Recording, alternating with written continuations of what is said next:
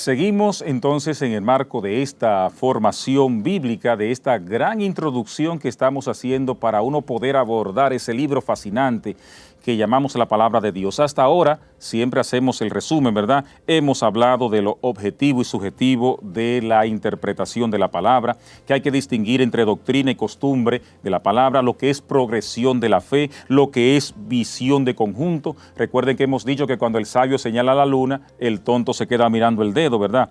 Hemos hablado de los géneros literarios, hemos hablado también acerca de esa progresión de la inspiración y de las interpretaciones. Y hemos hablado recientemente de lo que significa el tiempo, o sea, cómo la Biblia fue escrita en el tiempo, y hablamos de diacronía a través del tiempo, que fue como escrita, así fue escrita la palabra en intervalos, así mismo, tomando la experiencia escrita y después compilándose, la sincronía, y tenemos también lo que llamamos el kairos, que es el tiempo de Dios. ¿Qué significa el kairos, el tiempo de Dios? Miren, el tiempo pasa así subjetivamente, o sea, le pasa a uno el tiempo, como decía nuestro gran científico, ¿verdad? Digamos nuestro, de la humanidad, Albert Einstein, que la relatividad del tiempo.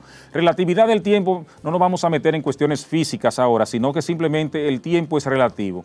Por ejemplo, cuando usted está gozando y brincando y saltando, que está haciendo algo que a usted le gusta, y el tiempo, oiga, le pasa rapidísimo, que uno dice, pero y ya pasó el tiempo, y ya pasó una hora, por ejemplo. Pero cuando uno está, compadre, al lado de una persona que no le gusta, pasando un mal momento, un minuto se le hace a uno eterno. Oigan bien, entonces, por eso es que el tiempo es relativo, de acuerdo, digamos, incluso en referencia a nosotros, los seres humanos. Entonces, la palabra de Dios fue escrita a través del tiempo, y dijimos que hay que verla en su conjunto. Me recuerda a mí la historia de un señor en Estados Unidos que estaba asistiendo a una clase de Jesucristo, de catecismo y de todo eso, y le han dicho pues que salió de ahí así, cuando salió muy conmovido por cómo había muerto Jesucristo, y vio a un judío, de estos judíos que están siempre allá en Nueva York, oiga, y fajó ese hombre y le entró a trompada. ¿Y qué pasó? Y le dijo el judío, pero ¿por qué me está pegando, bruto? Y dice, no, que ustedes mataron a Jesucristo, y trompada con él. Y le dice, pero eso fue hace 2000 años. Y le dice el hombre, sí, pero ahora fue que yo me enteré. Entonces, eso es estar fuera del tiempo, Entonces hay que tomar, digamos, el tiempo. Entonces, miren, la Biblia tiene también interiormente lo que llamamos, para explicar esta parte, lo que llamamos nuestros géneros literarios, que hemos dicho que es fundamental para uno entender la palabra de Dios. Bueno, escúcheme, antes de los géneros literarios, pues el kairos es el tiempo de Dios, tenemos ese tiempo, entonces el kairos significa ese tiempo pleno, que es un tiempo hasta místico, que es cuando uno, a ustedes seguro le ha pasado esa experiencia, que a veces uno está en profunda oración y el tiempo se le va, el tiempo le pasa, o sea, esa comunicación con Dios, eso es por una parte. Y también el kairos significa el tiempo de Dios, que es cuando Dios quiera, vamos a decirlo así para que me entienda, cuando a Dios le dé la gana, no cuando uno quiera. Que a veces uno quiere, Señor, dame riqueza, pero Dios sabe que si te da esa riqueza, ahora con la inexperiencia que tú tienes y con esa hambre que tú tienes de dinero, cuando viene a ver te pierde. Que te da una enfermedad a su tiempo, así mismo enfermedad, ¿por qué? Porque si estuvieras sano, cuando viene a ver tú estarías perdido.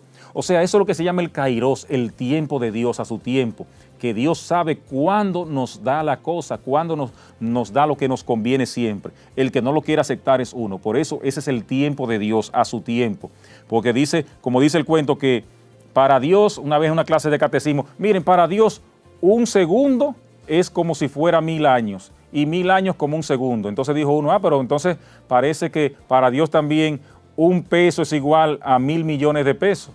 Dice, sí, y le dice uno a Dios, Dios, pues dame un peso, y dice Dios, espérate un segundo. Entonces, el tiempo de Dios, eso es lo importante, el kairos. Bien, entonces vamos a seguir con este tema importantísimo, antes de entrar ya, que quiero entrar al tema de cómo uno manejar este libro, para ya dejar paso a las siguientes formaciones que ya se van a meter ya directamente ahí a buscar cómo uno puede, digamos, así mismo estudiar la palabra de Dios. Primero, dijimos que la palabra de Dios hay que verla siempre en su contexto. Oigan este juego de palabras. dice, cuando el texto que quiere decir la palabra, cuando el texto lo sacamos de contexto, lo convertimos en un pretexto para hacer lo que usted quiera. No tenemos muchas veces la visión objetiva de la palabra. Oigan bien, cuando al texto lo sacamos de contexto, lo convertimos en ¿qué? En un pretexto para hacer lo que uno quiera. Por eso hay algunos términos importantes para entender la palabra. El primer término para entender la palabra negativo se llama dictam probanda. Ese otro término, que hay que meterle término porque ustedes tienen que aprender, nada más no es por arribita, también hay que aprenderse esa palabrita. Escríbanla ahí, dictam, D-I-C-T-A-M, probanda. Dictam probanda es cuando una persona utiliza la palabra de Dios para sus fines, para justificar, que ya lo hemos dicho. El término teológico en los estudios bíblicos es dictam probanda, que es cuando el bebedor dice, hay que beber porque Cristo convirtió el agua en vino. Y después dijo, el añejo es mejor, así que tú que estés por ahí, come borrachito, que no le gustaba beber agua y decía, si el agua daña los caminos, ¿qué no hará con los intestinos? Y páquete, y se pegaba su trago, ¿verdad? Buscando justificación. Entonces, dictam probanda es cuando usted busca una justificación para usted seguir en su maldad y en su pecado delante de la palabra de Dios. Estamos haciendo dictam probanda. Dentro del texto ya, para no sacarlo de contexto, para uno no hacer lo que uno quiera, pues tenemos lo que llamamos géneros literarios y son tan ricos y tan importantes que uno debe aprenderlo bien para uno no traicionar la palabra, ver quién le escribió, cómo se escribió, en qué libro se escribió y todo eso. Incluso yo les quiero poner ahora un ejemplo muy importante para que ustedes vean que no podemos llevarnos nada más de la literalidad de la palabra. Literalidad que hay, vuelvo y repito, muchas personas, sobre todo los hermanos separados que son literales y mucha gente dentro de la iglesia también, hasta padres ahí que dice que lo que está ahí eso es. Entonces para lo que quieren lo interpretan y para lo que no quieren no. Entonces para que ustedes vean la riqueza del lenguaje y más aún también de la palabra, les voy a poner este ejemplo. Hay cosas, por ejemplo, que no se pueden captar así a menos que uno no conozca. Vamos a poner el caso. Está un niño pidiéndole permiso a su mamá que quiere salir a jugar.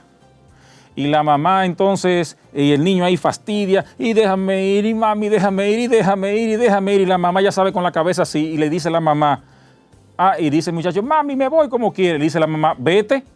Oiga bien, ¿cómo le dice la mamá? Vete. Entonces, la mamá, porque le dijo vete, le está diciendo que se vaya. El muchacho se va y no, él no es loco, porque sabe que si se va, lo van a arreglar ahí mismito. ¿Por qué? Pero la mamá dijo vete. Pero ¿qué pasa? Es la manera, la expresión. Y eso es lo que uno tiene que ver al estudio de la Biblia, cómo uno recoge esa expresión. No, pero que ahí está escrito que dice vete, vete. No, pero ¿cómo lo dijo? El contexto donde lo dijo. Hay que ver el antes, el durante y el después para uno poder entender eso. Esa riqueza, por ejemplo, ese ejemplo que le puse ahora de la mamá que le dice al niño vete, así, le dice vete. ¿Sabe? El niño que sabe ya bien, sabe que así se va lo que le espera. Entonces, todo lo contrario, o sea que diciéndole vete, le está diciendo que no se vaya, pero lo hace de una manera, ahí utilizó una especie de lenguaje figurado también para hablar. Y la Biblia está lleno de esto. Otro ejemplo importantísimo que ustedes van a entender, atención hombres con las mujeres, el famoso nada de las mujeres. Mi amor, ¿y qué tú tienes? Nada. Nada, mire, cuando una mujer le dice así que no tiene nada, ahí es de verdad que hay que ripiar para usted saber que lo que viene atrás no es fácil. Entonces, pero ella le está diciendo nada, pero con la manera con que lo dice, ya uno sabe lo que hay detrás. Entonces, así mismo pasa en la palabra. Hay veces que se escribe ese vete o ese nada, en un sentido, digamos, figurado, y uno tiene que saber interpretar las cosas. Y ahí está el detalle, ahí está el problema de que no sabemos nosotros muchas veces interpretar estos modismos que son esenciales para uno poder entender la palabra de Dios. O sea, todas estas figuras que nosotros tenemos, todas estas cosas. Entonces, por eso nosotros tenemos que seguir, digamos, aprovechando el tiempo, estudiando y viendo la palabra de Dios en su conjunto, en el contexto en el cual fue escrita. Entonces, estos géneros literarios, hay que estudiarlo, verlo y vivirlo. ¿Y cómo uno puede pues hacer eso? Bueno, pues nosotros tenemos muchos recursos. Lo que pasa es que, vuelvo y repito, tenemos los recursos, digamos, la manera de estudiarla de una manera quizás no muy buena, y nos equivocamos al abordar la palabra y no verlas así como de conjunto. Entonces, antes de entrar ya en la tercera parte, ya que voy a dejar ya esto para el final, antes de entrar en la explicación de cómo uno debe agarrar la Biblia, cómo uno debe hacerla, recuerdo a mi profesor, huélanla, bendíganla, adórenla, que es la palabra de Dios.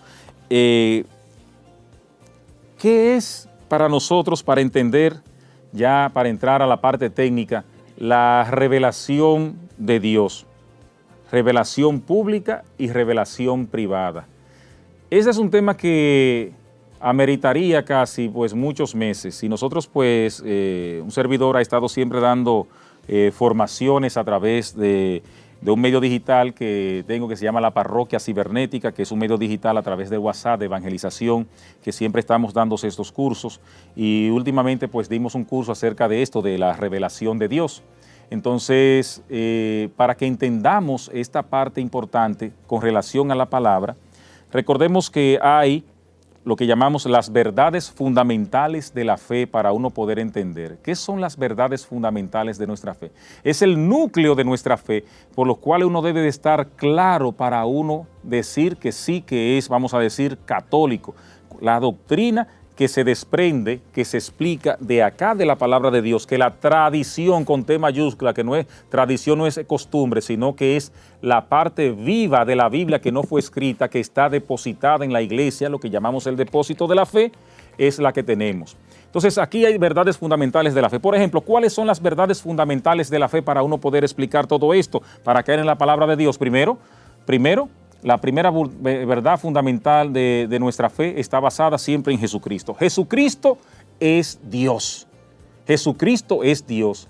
Entonces Jesucristo también tenemos la Santísima Trinidad, otra verdad fundamental de la fe. Recuerden que hemos dicho que en la Biblia hay verdades explícitas que están ahí y verdades implícitas que no se escribieron, pero que están ahí, y también la iglesia las explica porque fue la misma iglesia que escribió la palabra, y ese espíritu sigue en la iglesia. Entonces, las verdades fundamentales de la fe, tenemos los sacramentos, tenemos precisamente los mandamientos. Con relación a Jesucristo tenemos la gran verdad de que Jesucristo, Juan 1:14, el Verbo se hizo carne y habitó entre nosotros. Tenemos la triunfante resurrección de Jesucristo, tenemos el juicio, tenemos también, digamos, todo lo que tiene que ver asimismo con Jesucristo, y tenemos también las verdades, esas son las verdades fundamentales de nuestra fe. O sea, que el que diga que no cree mucho en la Santísima Trinidad, bórrese de ahí de católico que usted no va. El que no crea que Cristo resucitó y sobre todo que Dios se hizo hombre, el Verbo se hizo carne, pues tampoco. Entonces ese es el núcleo de nuestra fe. Eso es lo que llamamos la revelación pública. ¿Por qué? Porque está dado todo lo necesario para nuestra salvación.